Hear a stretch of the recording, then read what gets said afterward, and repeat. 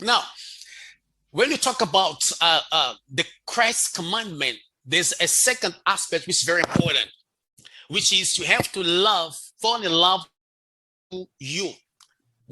I said falling in love with the true you, the true you. There is a false you, and this false you is whom you think you are based on what your parents deposited in a belief system, based on what your culture deposited on a belief system, based on what your society deposited on a belief system, based on what maybe your education deposited on a belief system. You have to fall in love with the true you. And Professor Sipo, I believe that everything we do in life has to do with trying to answer five important questions, consciously or unconsciously. I'll just go for the sake of time to one of the questions, which is, who are you? Who are you? Who am I? That's what Jesus asked. Whom do men say the Son of Man is? Who am I? So this is one of the most powerful questions we have to answer ourselves. And the answer you have for this question will determine your place in life, your place on earth is based on how you answer this question.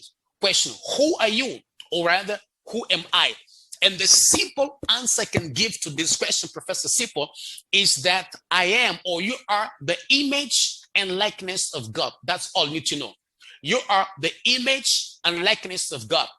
Your parents, your guardians, your siblings, and everybody else that God brings into life, they were just God's guardians. They were just God sent to take care of you and help you reach or fulfill your purpose in life.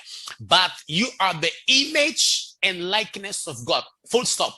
And Professor Sipo, let's understand this and dissect this.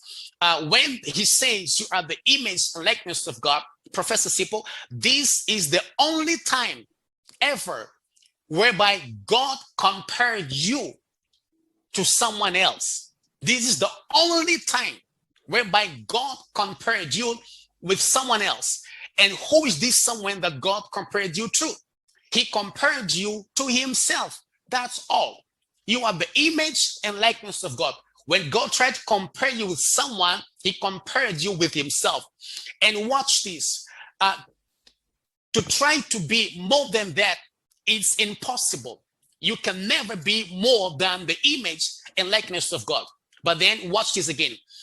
Trying to be less than that is a disservice to God. You are the image and likeness of God. Image of God has to do with essential characteristics. You have divine characteristics in you. That's why Peter says you are a partaker of the divine nature. We need to build this consciousness. We are beyond more than flesh and blood. We are spirit beings. We are partakers of the divine nature. Very important. And then likeness simply means that you have the ability to function like God on earth. That's why God gave you dominion over the earth. He told you to come to earth to influence, to manage earth according to his will. That's why we talk about the kingdom of God. God has his kingdom in heaven and trying to expand his kingdom. You know, he wanted you to be a king again, but you see, in a kingdom, I was raised and started in the kingdom of Swaziland, now Eswatini. And in a kingdom, we can't have two kings reigning at the very same time. If I am a king and you're my son or my son or my brother, you become a prince. You can't be a king with me while I'm alive.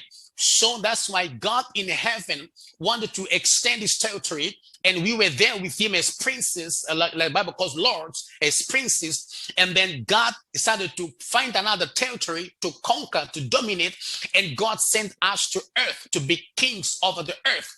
That's why in Revelations, I think chapter 1, verse 5 or so, Jesus said, Bible says that Jesus did introduce us or take us back to God as kings and priests. So we are two. We are kings and priests, right? So this is very important to understand.